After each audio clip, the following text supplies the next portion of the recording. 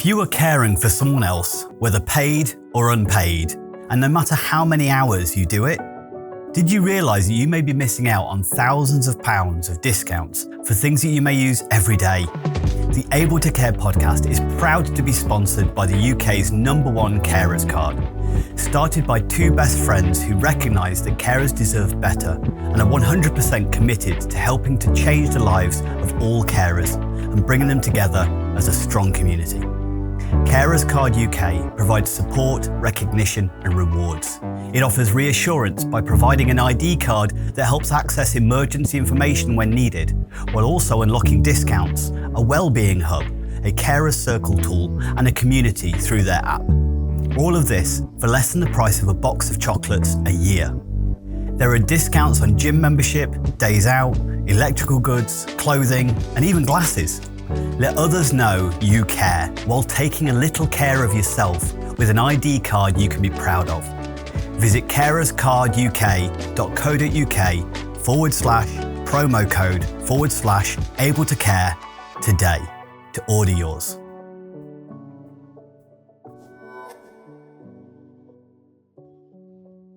Hello and welcome to the Able to Care podcast. I'm your host, Andy Baker, and joining me today is Sylvia Stock, better known as a Dementia Whisperer, who is a dedicated advocate and support resource for carers of individuals living with dementia. Her journey began when her husband was diagnosed with young onset Alzheimer's dementia in 2010, thrust her into the role of a carer and set her on a path of profound personal and professional transformation.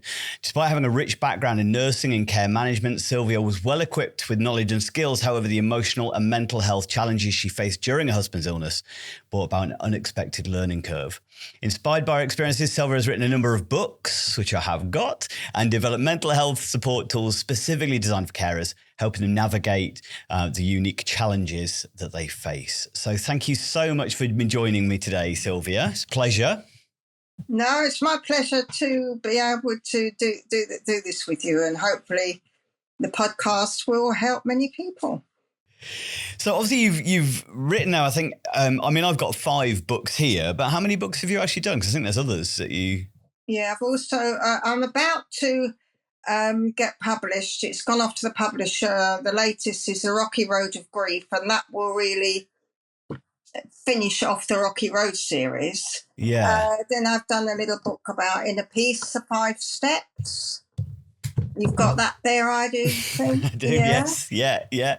You shared with me plenty. Absolutely. I've got plenty to keep me reading for the next little while. So let's find out. I'll see, 6 books in by the sounds of it. This is something that's massively affected your life, because I take it you hadn't written any books before you found out about your husband's diagnosis. Has this all come later because you wanted to make a change? Well, I'd written one book, which I'm actually republishing now, about my life journey, called From There to Here, Journey of a Skinned Rabbit. Okay. Because Mother said I looked like a skinned rabbit when I was born. How good's that? Don't mothers have the most wonderful compliments at times to build your self-esteem and ego? So I had written previously, but here's the thing.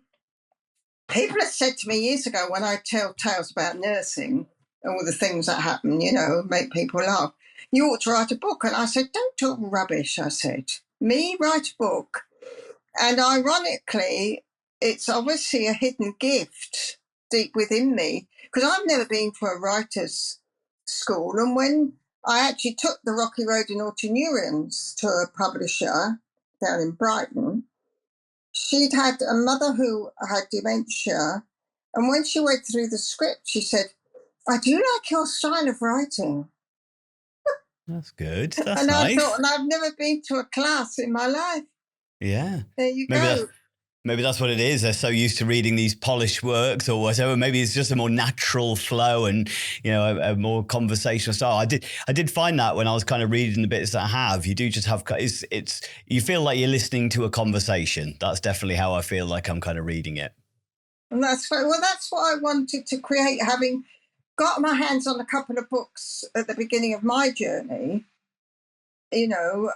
Somebody's life with their mother or whatever. And when I opened them up, nothing that would actually appeal to somebody who's more visual. And the font was about 11 fonts. And by the time I got halfway through chapter 1, I thought, forget this, Sylvia. This isn't going to help you at all. So maybe it's because I'm a more visual person anyway. I just wanted to tell my story, but through that, have some inspired words in there to help others. And to have somebody testimony about that first book, whose husband had the same diagnosis, and to hear somebody say, you know, Sylvia, on a bad day, I could read some of your book and then I'd keep going.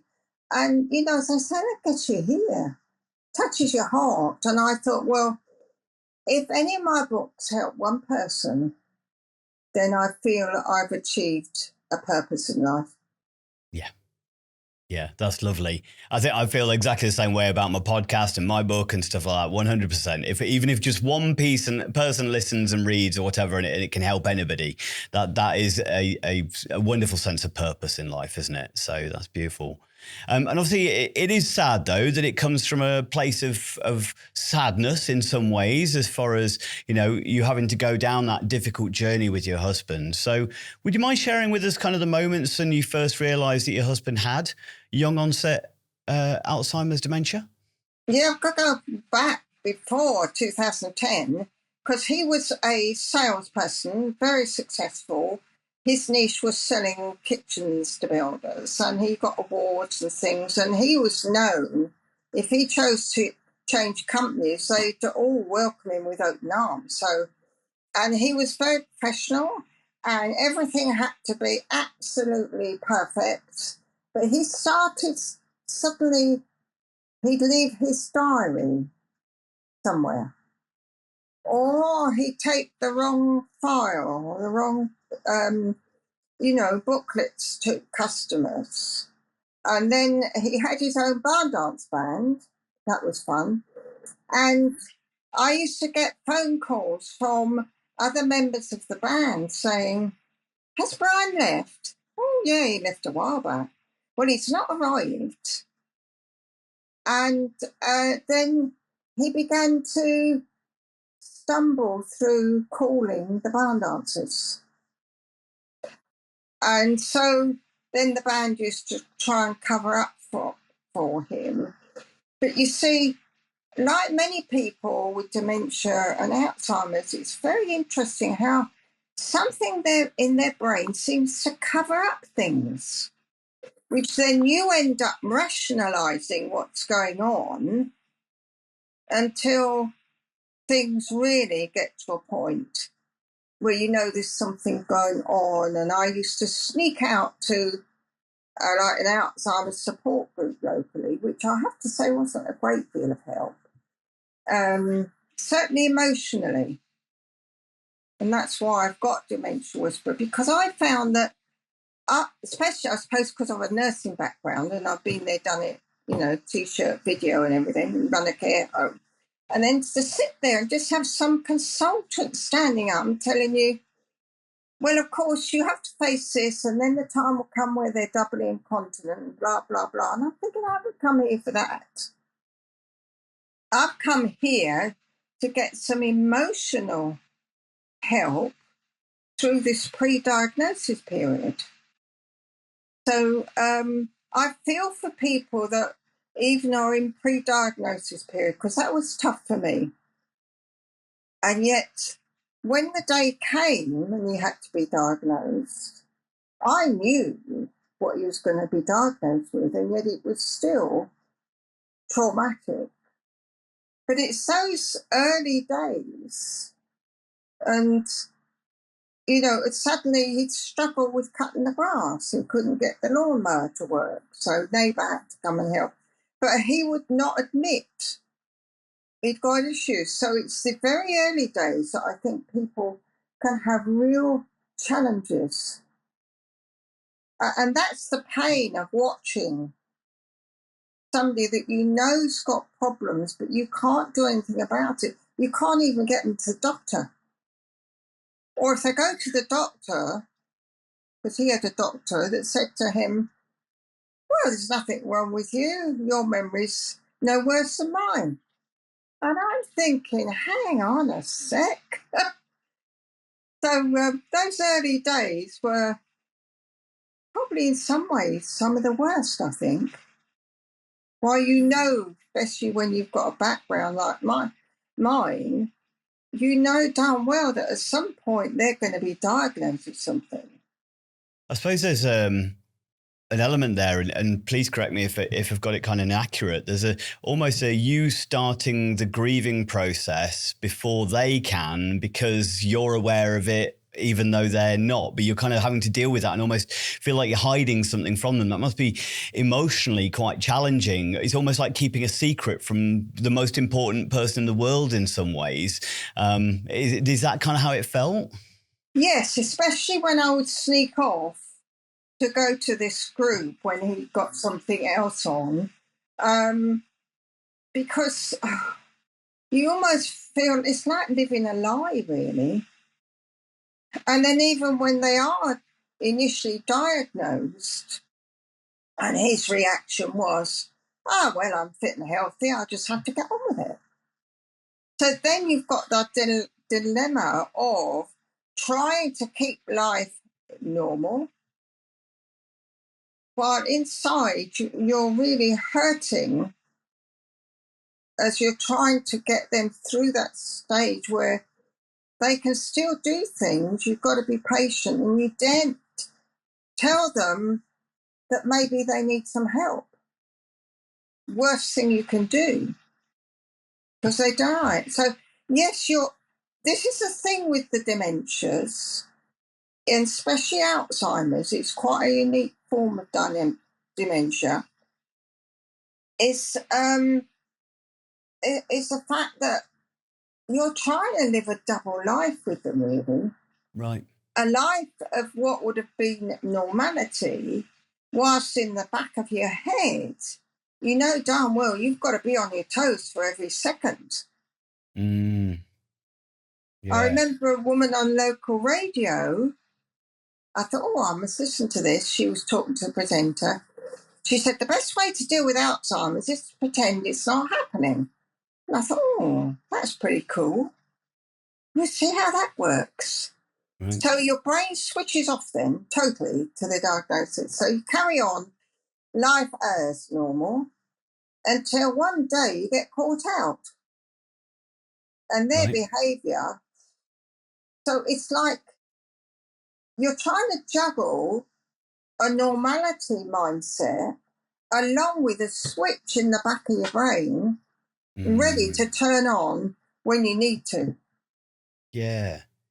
It must feel quite lonely on that as well, because I suppose for many other kind of illnesses and terminal illnesses and things like that, the other person is fully aware that you're both on this journey together. You know, if I'm experiencing severe pain due to a terminal illness and we have a bad day together, for instance, I'll probably remember I'm sorry I was a bit mean yesterday. I was in a lot of pain, and there's probably quite a lot to that. But when it starts to it's affecting something that the person doesn't know that it's affecting, as you say, you're having to pretend and reduce that stress, and there's no point in explaining or telling him what he did earlier, because he's not necessarily going to remember, and it will just cause him distress. So I'm having to pretend to carry on regardless. But at the same time, I've also got to be willing to accept almost everything he does and says, because it's potentially down to the illness. But he can't apologize for it because he won't even know he's done it. I think that must be a little bit of the kind of the world you were in at that time. Yeah, I mean, one instance was, this was when he was getting to the point where he would, we call it sundowning, and he'd be awake most of the night. Yeah. And one morning, he said something, I can't remember what he said now, and I responded, and unlike my general makeup, I must have snapped at him. Right. And bearing in mind that with Alzheimer's, the way they speak to you sometimes, thank goodness for my patient understanding makeup, but this morning, he said, I won't tell you the word he used, because there was a little word that suddenly became very prolific in his diary. Yeah, begins with F and ends with K. And he said to me, how dare you speak to me like that? He said, you never hear me speak to you like that. Now, to be fair, some people would have jumped at that and not thinking it through and said, what? How many times don't you speak to me like that? But I did have the grace, thank goodness, to just take a deep breath and say, I'm really sorry, darling. Perhaps I think I'm perhaps a bit tired this morning. I'm so sorry. And then that did dissipate it. So you see, in a way, it's a journey where you almost you can't win. You know that saying, it's a mild swear word, isn't it? You're damned if you do and you're damned if you don't. You're almost living that.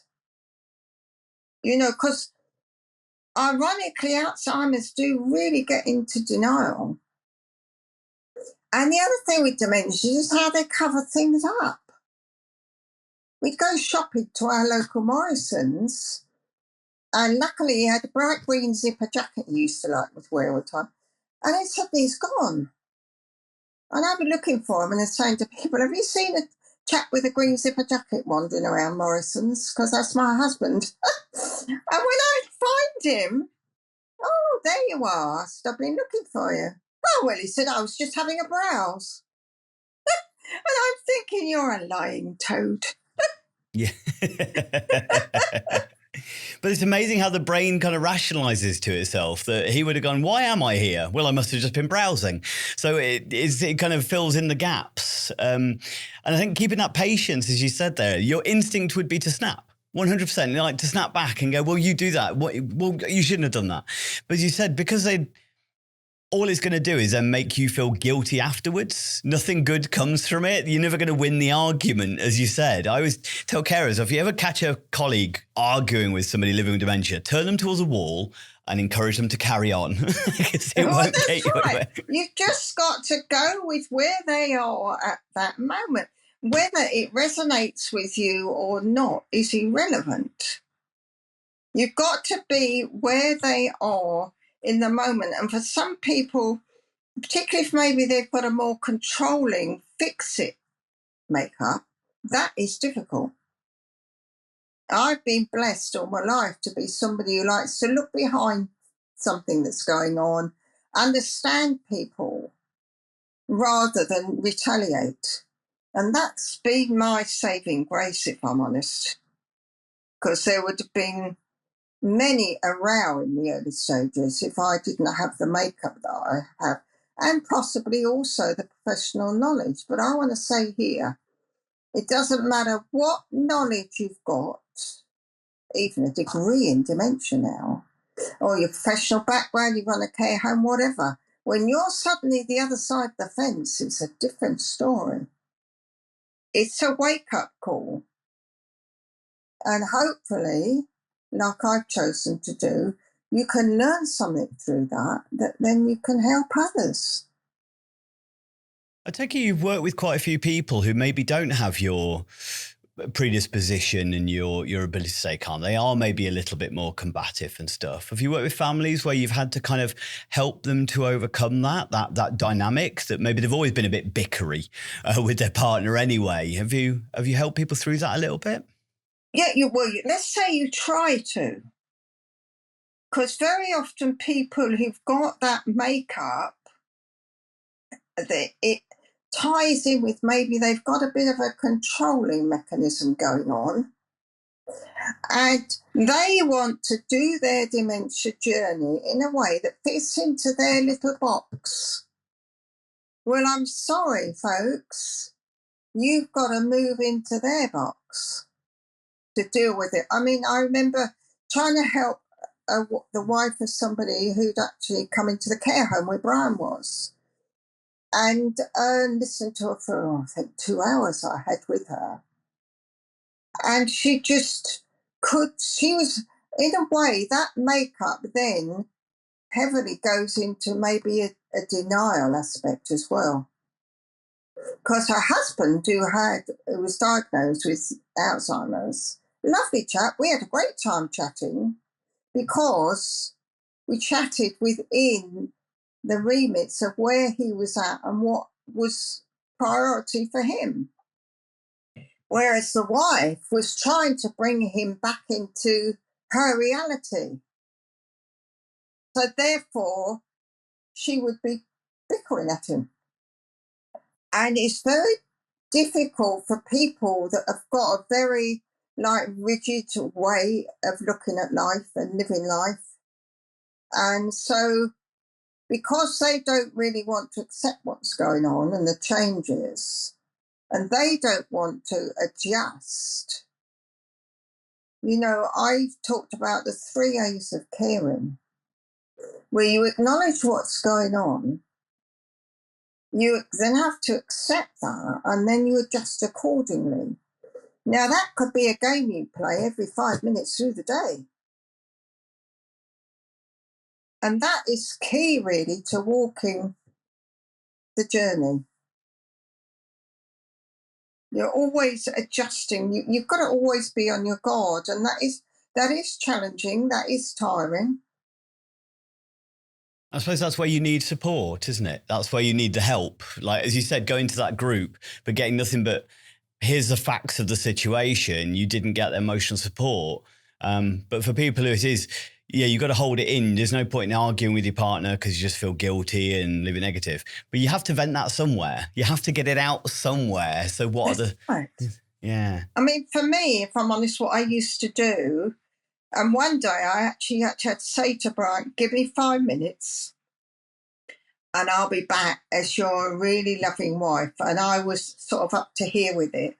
I came upstairs into the office and I actually phoned the Samaritans.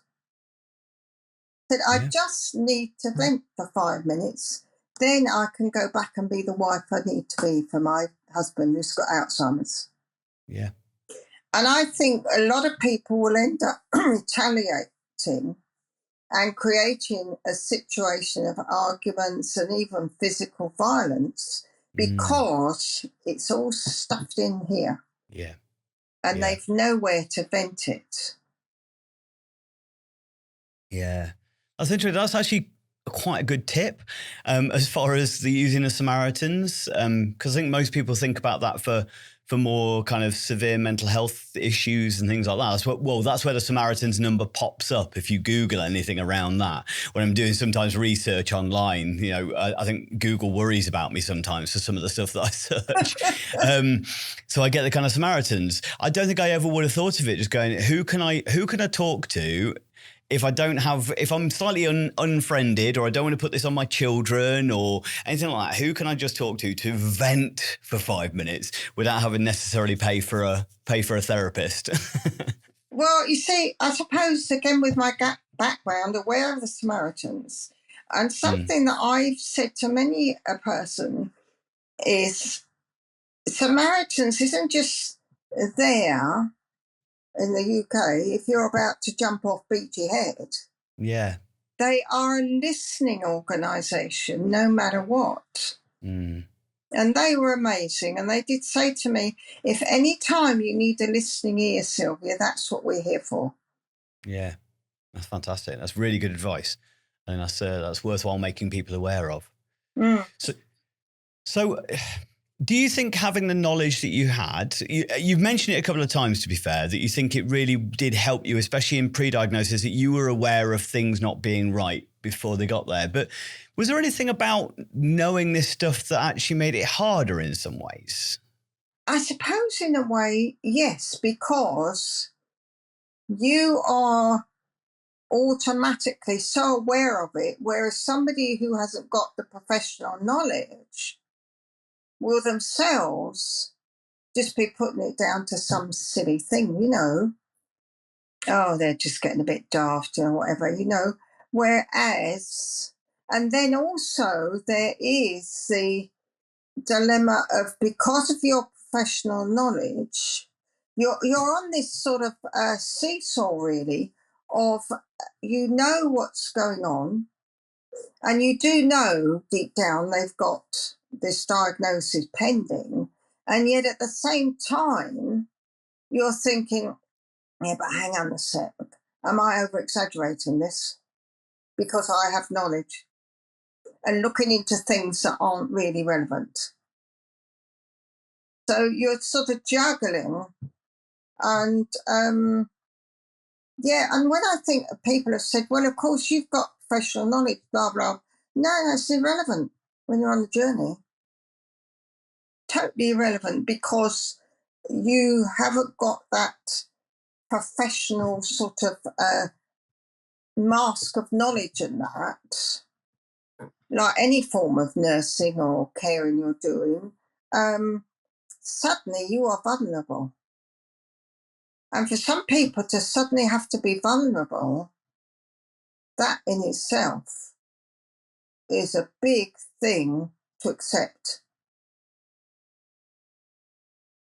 You know, and I'll tell you what I have found is that, forgive me if I sound sexist, but I have noticed that because of the makeup of some men, where they're very, especially if they've been if they're an engineer or whatever, they want this whole thing put in a logic box. Well, this equals this and this equals that. And it's so hard for them because you can't put dementia journeys in a logical box. It don't work. Yeah, there's not a kind of a set timeline of this date you'll be able to do this, but then after this you won't be able to do this. And yeah, it's going to fluctuate and be very, very individualized as far as that journey is concerned. And therefore the level of adaptation and unpredictability to it must be very, very challenging. Is that from both sides? Have you found people? So is that men who are looking after their partners living with dementia, or are you meaning for the individual themselves who's living with dementia? Is it similar on both sides of the coin? People with dementia who learn to accept it seem to do it better. It's the one who's caring. But then again, one could say that even some women want to try and put it in their female box. Even although sometimes women can have a more, they say the right and left brain and all that, don't they? But no, it's more challenging for those that literally, because I have a care home buddy I still meet up with, and he was being an engineer, and all the way through, and even since his wife passed, he's tried to deal with it from his engineering head. And so he's struggled. You know, it's, I don't know. I mean, this is naughty, but sometimes when I've heard people sort of going on about some silly little thing and they're making a mountain out of a molehill, sometimes I want to tap them on the shoulder and say, tell you what, have you tried the Alzheimer's journey? Or you can say, the dementia journey. If you want to learn to be creative, I wouldn't wish it on anybody, but if you've got a creative head, then I think, although it's very painful, it's not easy, then you find it easier to learn from your mistakes. Because it's so easy to say something to your loved one that you think is okay to say what you said and how you said it, and then suddenly you get a tirade of abuse because they see it totally differently. So how long was he still at home with you? I'll see it was 2010 you got the official diagnosis, but it sounds like his journey, you recognised his journey starting before that. Did you always live at home, or I believe I read in your books that you moved into care with him for a while as well? I may have got that wrong. Yeah. Yeah. And then we did get married. He was diagnosed officially in 2010. And then we coped with him at home till November of 2014. And we had at least 2 years where he would be the sundowning, where he was up most of the night. And when I look back on it, I've thought to myself, how did you cope for 2.5 years with a maximum of 2-3 hours sleep? And then have to be kind and caring and watch your mouth during the day. Yeah. That's a challenge for anybody, isn't it? Any new parent you've It's like being a parent. With a young baby and young kids, you're dying to have. Yeah, I suppose they stay lovely to their child, though. It's just everybody else who'll get it. That's true, yes. So I suppose it's probably a similar kind of circumstance, isn't it? That you had to kind of be empathic towards. So so you lived in care with him for a while. Yes, I did, and that was interesting, and learning to be creative, because I remember one particular day he was out as he thought he was going to cutting the front grass. Right. So he gets the lawnmower out and he's all ready to go, and then because of his cognitive issues, he couldn't get the lawnmower to turn on, and he was getting really frustrated. So I thought, I know what I'll do. So I went back next door to our lovely neighbour, and he's a great guy. And he did come out and managed to get it he just turned it on, but he made some excuse. And then Brian set off, and I thought, oh, crumbs, any pots, get them 6 right out of the way. And then it's learning, because I'd say to him, I'm thinking, I've got to get my hands on this mower to get this grass cut. Yeah. And I would just say to him, tell you what, darling, can I have a play with the lawnmower? Now, because I'd done that and not said to him, oh, you're struggling there, darling, let me help. If I'd have said that, whoa. So, and then you let him go along the edge of the drive, pulling out little bits of grass. And it's like having a little child where they pulled out 6 blades of grass and you tell them, oh, that looks really good. Well done there. And sometimes you've got to treat them like that. Yeah. You don't tell them they've got a problem. Yeah. I suppose it is like, I find a lot of the stuff I do around behaviour management, it is common sense for a parent would do with a younger child. And a lot of the stuff that we do, and actually that carries that forwards a little bit further. I say even the redirection, you've got to speak to him as a grown man. You're not going to kind of, oh, he's a clever boy if he pulls out and play the grass. But it is still a case, oh, thank you so much for doing that. That looks really good there now. Even though he may have only done a little bit, but it's redirection, it's helping him to feel happy, because if he's happier, you're happier. Well, that's right. Well, that's right. Yes, I just say it's a very interesting journey in inverted commas, and it depends on your mindset towards it to help you get through. And finding ways for me, like just to be able to take a deep breath. I used to stand in the kitchen, because that book I wrote, In a Piece of 5 Steps.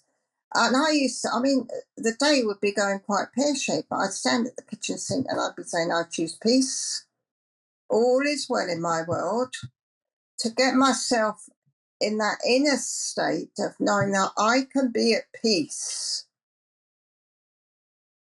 in amongst all the turmoil that's going on, because I'm a great believer, yes, I've got a Christian faith, that inner peace, if you've got peace within yourself, you'll cope better, but you've got to work at it.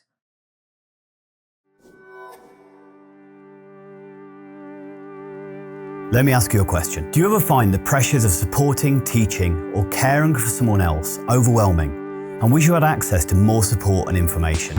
The Able to Care podcast, in connection with Able Training, has created the ablehub.uk, where for less than the price of a coffee a week, you can access exclusive podcast content, resources, events, and over 45 certified online courses, covering topics like self-care, understanding dementia, neurodiversity, first aid, conflict management, financial advice, and so much more, with new content and courses being added each month. We are so confident that you will benefit from the Able Hub that we are offering 14 days access completely free of charge. No contract, cancel anytime. Become part of the ablehub.uk community and gain the support, knowledge and resources you deserve. Don't struggle alone. Be able. Find the link in the description.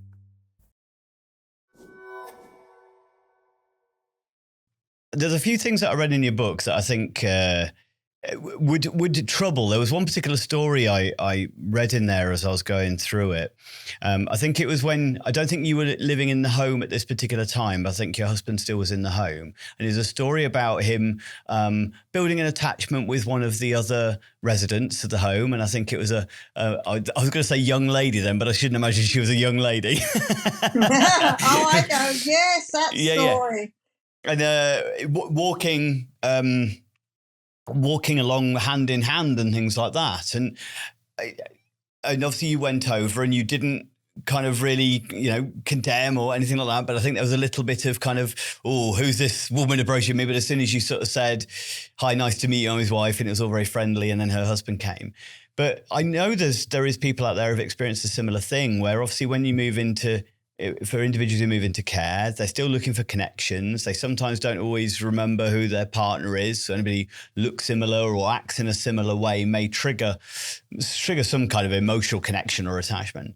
How did that feel though? And how did you cope with that? Because it sounds like you cope with it amazingly as far as it was kind of like, water off a duck's back. But was it as easy as that, as it sounded maybe in the book? Well,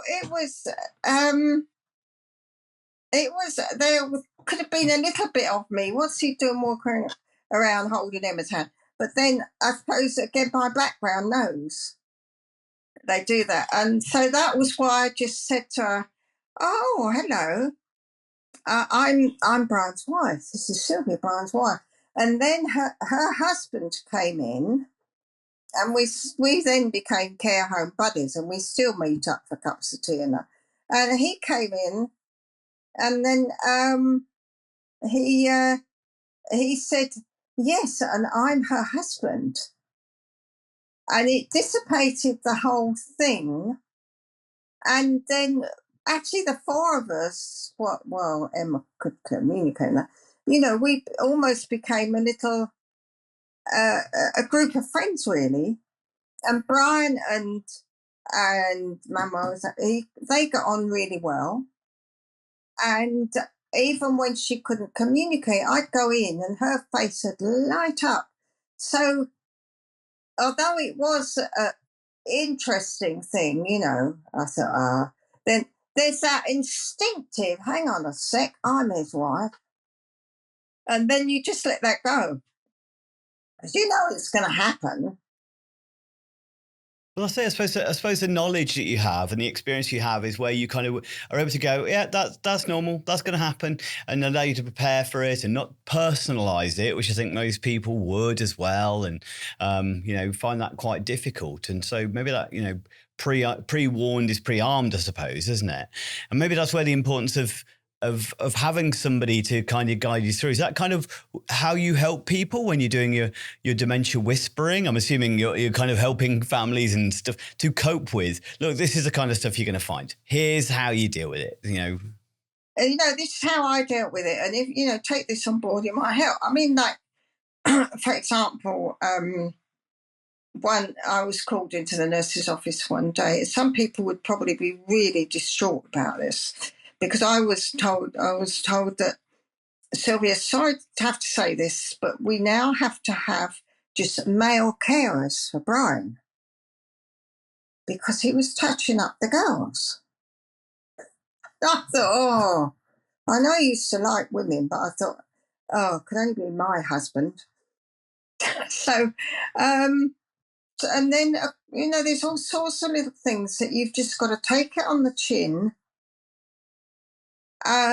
Like one night he'd got out of bed, I was told, and he'd ended up in another bloke's bedroom, top and tailed, and they were both fast asleep. And then another night where he'd got into a woman's bedroom and he was sitting on the floor and they were having a conversation. And now some folks would be quite disturbed about that. And might even think that, hang on a sec, what the carer's up to letting this happen? But it's like when you turn your back from a child, anything could happen. And so there's so much, you've just got to keep an open mind about what might happen. And when people, because there's that phrase, isn't there, hurting people like to blame. And I feel that can happen so much on the Alzheimer's dementia's journey, because unless you're able to go through the 3 A's I mentioned, you are going to struggle, you are going to hurt, and you're going to have to find an outlet, which could easily be, oh, well, we blame the carers. And I've seen that, not only in my profession, but observing folks when I've been in the care home and watching relatives and realising that, bless their hearts, they're so hurting. The only thing they could do is to look for something to blame somebody. And people are like that in life anyway, aren't they, sometimes? You know, from the work you do. What am I going to do with this? I will blame somebody. Nothing to do with me. Well, that's it. It's I always try and tell people, it's like, nothing's personal. Nothing is ever personal. No matter how personal it feels, it's very much about how that person is feeling and experiencing, and angry and struggling, and, as you said, hurt people, throw blame. It's very difficult not to personalize, very difficult to not kind of feel attacked and feel defensive and things like that. And I think that's a difficult journey for any person, especially when it's somebody you're trying to look after, somebody you're trying to do best by, somebody you're desperately trying to do, improve the quality of their end of life as much as you possibly can. But they're throwing nasty comments at you or snapping at you, or, for some people, it's even lashing out and things like that. It's very difficult to kind of to not personalize that. And I think it takes a strong person or an amazing support network. That's absolutely, really nice. Because you're watching somebody who was always kind, caring, never really swore, and suddenly their whole personality is totally changing. And that's why I say it's always looking at things and having to adjust to exactly how they are in the moment. And there were times when I used to go to the care home until I really began to adjust to, this is not going to be as I think it might be when I visit. I used to go there with butterflies as big as elephants in my belly, until the other thing too I found important was to have a sense of humour. You've got to have a sense of humour with what's going on. And then eventually I got to a point where, as I was driving to the care home, I would sort of smile to myself and say, wonder what we're going to find here today. Yeah. To help me deal with it.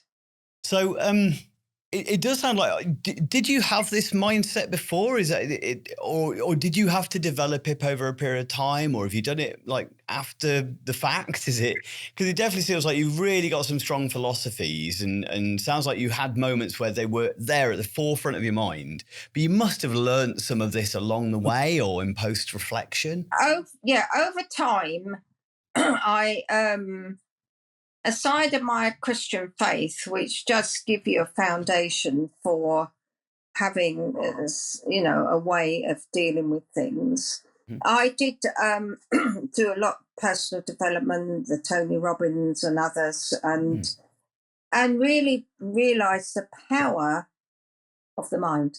I learned about the power of the mind some years ago, and how I mean, the power of the mind and what science is finding out about the power of the mind now. And I've known so much and about the power of the mind, and I just pulled that through. And this is, in a way, with Dementia Whisperer, what I'm helping people to do as well, is to use the power of the mind. Yeah. Because the more we stress, then that the mindset plays big time. Then, of course, that reacts with the brain, and the brain then fires up chemicals. And if you've got a positive mindset, you're going to release positive chemicals, hormones in the body. Mm-hmm. If all your thinking is negative, you're going to release things through the brain into the body that is actually going to impact on your health. I mean, I've had mindset, I suppose, management for some years, really. And that's been a big help. Yeah. And many people have... That's what you help with. Okay, talking to everybody. You go, Sylvia. You go first. No, I'm just saying, so if you, because any caring, whether it's Alzheimer's, dementia, a challenging child, any caring, terminal care, the most important thing within a carer to deal with it is the mindset. What would you say are the kind of the biggest lessons that you've learned that maybe you wish you'd known at the start of the journey?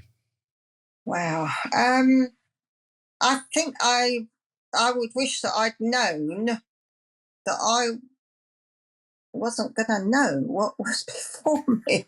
And I wish I'd known that, because you see, I could say, I wish I'd known what I learned along the way, because I could say part of me was a bit cocky because I had a plan, you see, because of my background and everything. And I said to Brian, don't worry, we'll do this all at home because I blah, blah, blah, and I've done community nursing, I know about home care and everything. We'll do all this at home. Miss cocky I was there until it's funny really, but at the time it was getting tough with the sundowning and that. And I was joking to the care home as I took him in for daycare, because he'd be all Mr. Nice, how lovely to see you and all that. And I used to just look at the receptionist, I'd say, should have seen him at 7:00 this morning. And all that got back to the manager. And then on a Monday, he used to go Monday, on a Monday morning, I literally, I suppose, put up a prayer really and said, God, if my plan is not going to work, then one of these days the manager will be in the reception to meet me. And some people are saying, you better be careful what you pray for. Well, I got there Thursday morning with him. Who's in reception? The manager. To tell me or suggest that I brought some of Brian's clothes in and let him stay. Now, there's an interesting thing for people having to face the 24/7 care. There comes a time where you can't put off the change that's necessary any longer and go through the pain, because it was like ripping my soul out. What do I tell him? And then you go through a scenario where the only thing you can tell him is that it's been advised that you perhaps stay a while because they've got to do a sleep assessment. Lying through my teeth. And then keep that story going. Well, I should be able to come home now. Well, actually, we've not had a full report back until eventually they settle. So also, it's like you're playing games as well. So you've got to let go that mindset that thinks, because I remember being told, well, with young onset Alzheimer's, very often when they go into 24/7 care, they might survive a couple of years or so. So that sticks in your mind, doesn't it? Yeah. So whenever there's a little dip, oh, well, won't make this Christmas. Mm-hmm. I went through all the preparations in 2016. And he survived to September 2019, bless him. Yeah. So there's no set pattern. I know they say there are the stages. And I suppose you can say, well, that's a sort of a foundational thing you play with. Yeah, of course. Yeah. And I think that kind of even though you know that stuff, it's then applying it. And as you said, maybe that's where all of us do fall into that little bit of a box that you mentioned earlier, as far as kind of this, but it needs to go this way. And as you said, well, I'm preparing, I'm think it's going to be the end here. And then it must be a strange feeling as well, kind of, oh, you're carrying on. I thought this was going to be it, but then also really glad that it's carrying on because you still get to spend more time with him. And it must be quite a strange kind of maybe ambivalence feeling in there at that point. Well, the best experience on that is 2017, late 2017. He had a major seizure. Right.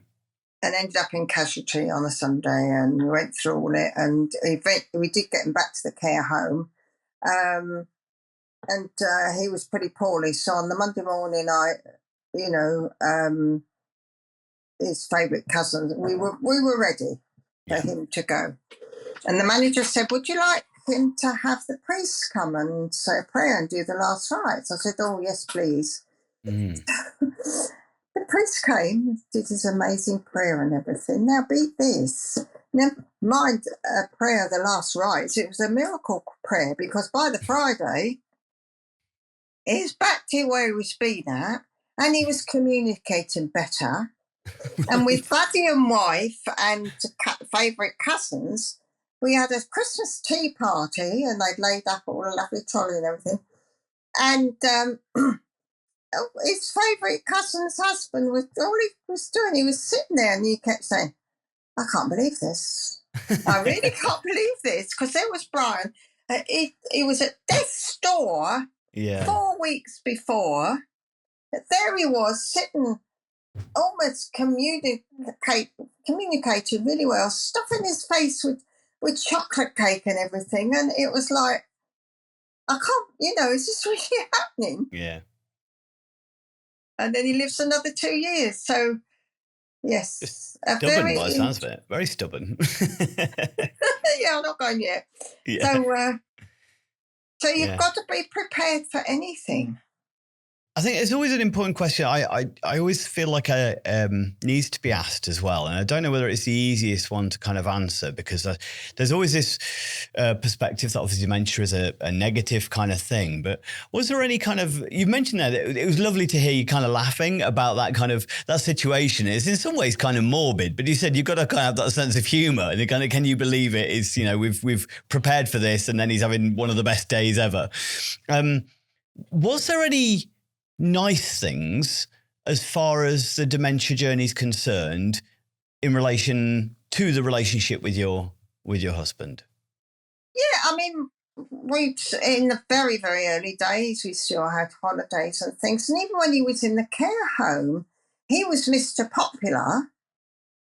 And to see him, the way he interacted, the staff really loved him. It was really lovely.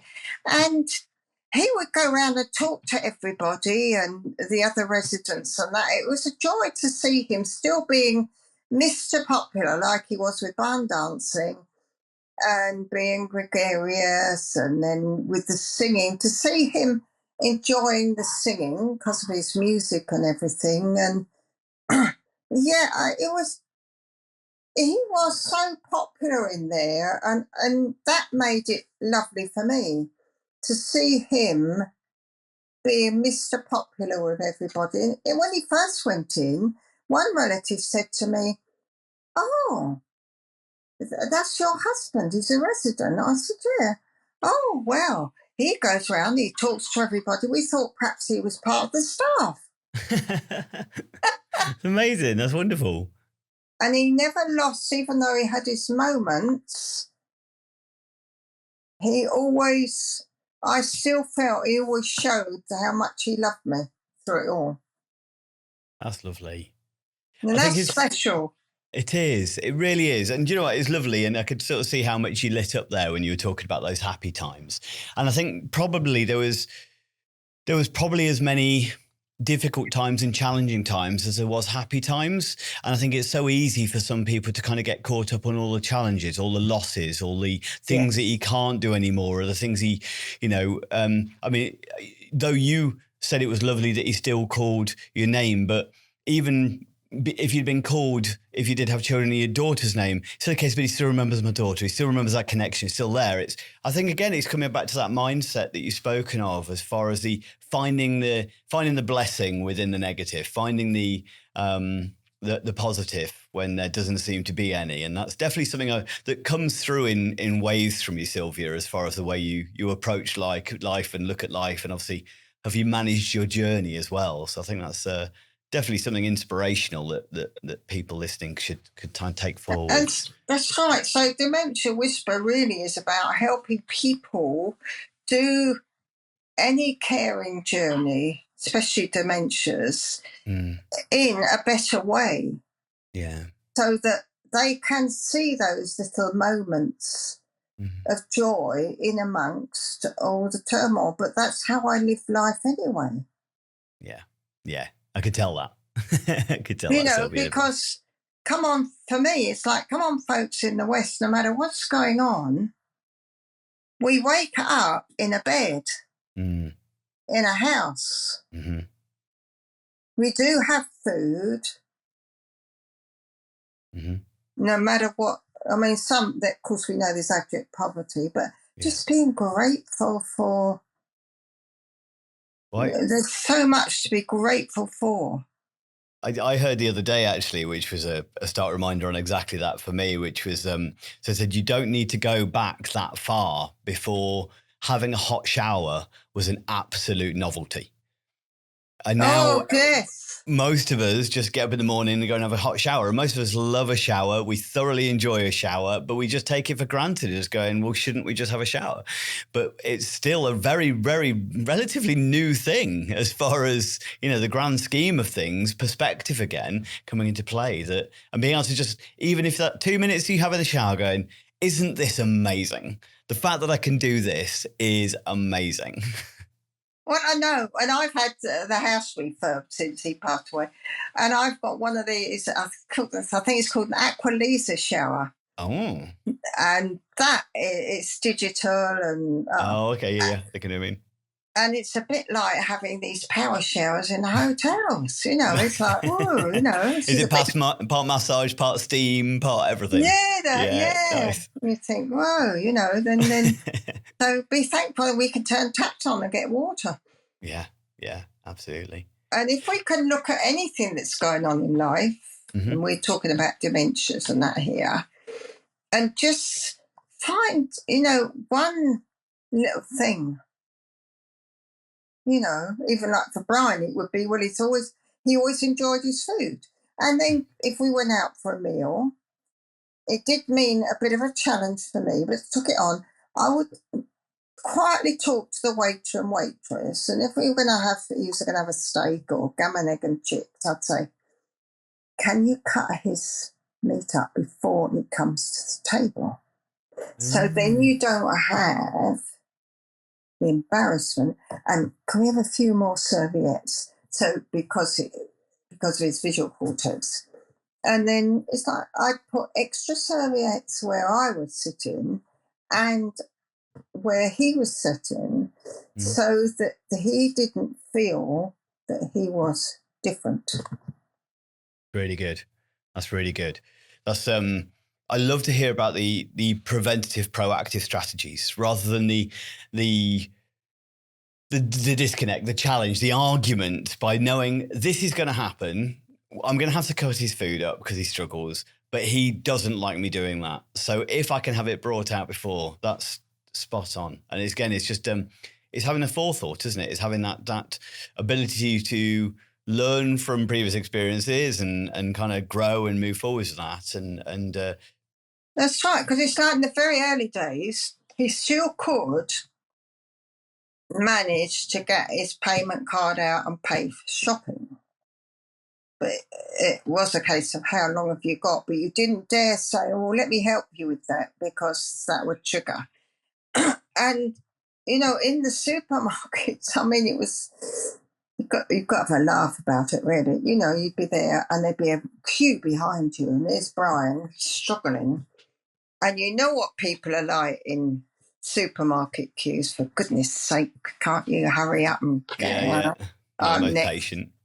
So I used to wait till he'd got his head and his hands fiddling about in his wallet. And I would just quietly say to the girl at the checkout or the chap, sorry, but my husband's got young onset Alzheimer's.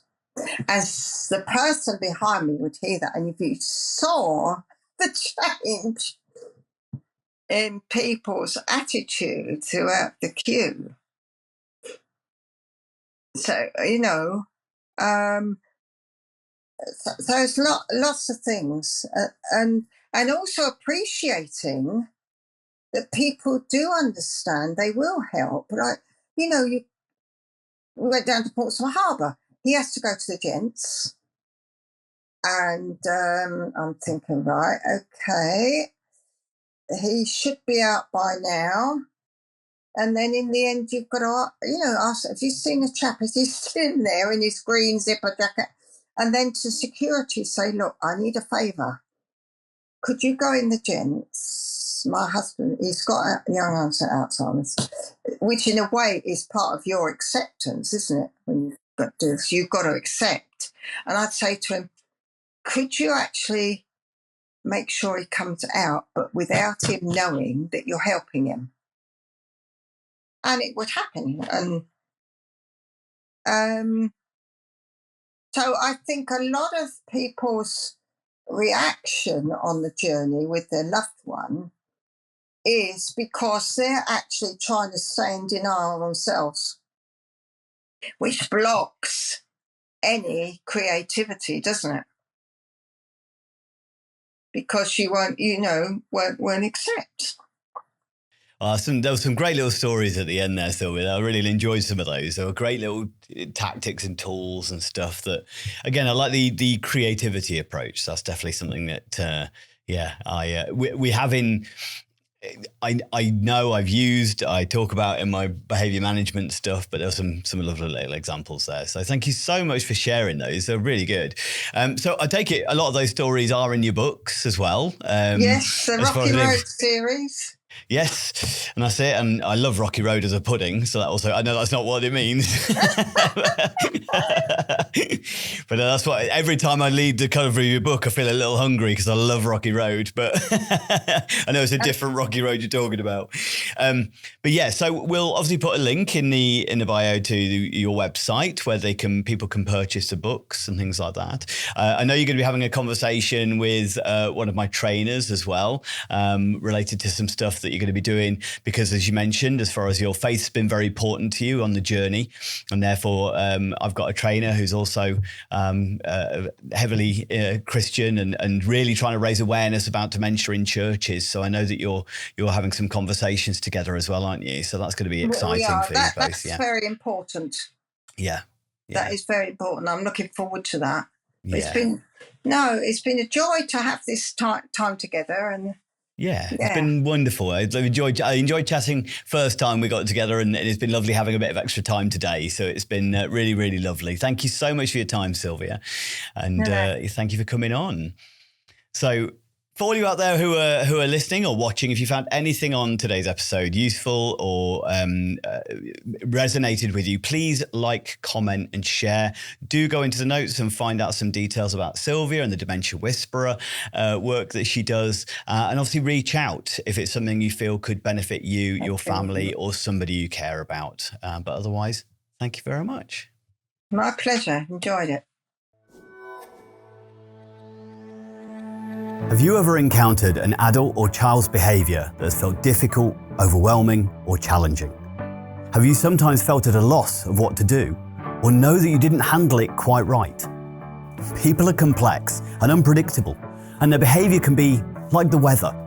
We've all made the mistake of looking out the window and feeling safe to wear shorts, but 5 minutes later wishing for an umbrella. What if, like a weatherman, you understood how humidity, temperature and pressure all come together to cause the weather, allowing you to better prepare, predict and respond, and prevent ever having a picnic ruined by a thunderstorm ever again? My book, called Targeting the Positive with Behaviours that Challenge, helps you to become the weatherman of behaviour. It provides you with a toolkit to increase competency, confidence, resilience and empathy, so you feel more assured about how to respond to distressed or dysregulated behaviours in others. including those affected by trauma, mental health, neurodiversity, learning disabilities, or dementia. Build better connections, achieve de-escalation, and improve outcomes for yourself and those you engage with my celebrated 6-stage target model, a step-by-step process to reduce distress for everyone. Discover my empowering, person-centered guide in Targeting the Positive, written by me, Andy Baker, available from online bookstores worldwide. Find a link in the description and order today.